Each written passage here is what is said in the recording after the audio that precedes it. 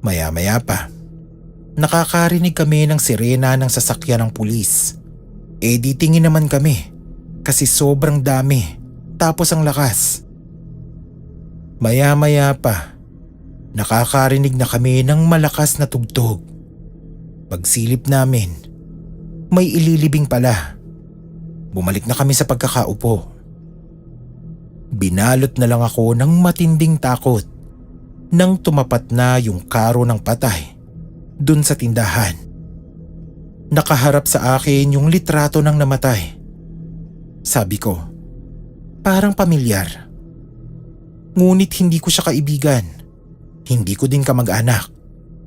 Hanggang sa dahan-dahang bumabalik ang mga pangyayari sa alaala ko. Kamukha niya yung naihatid ko kagabi.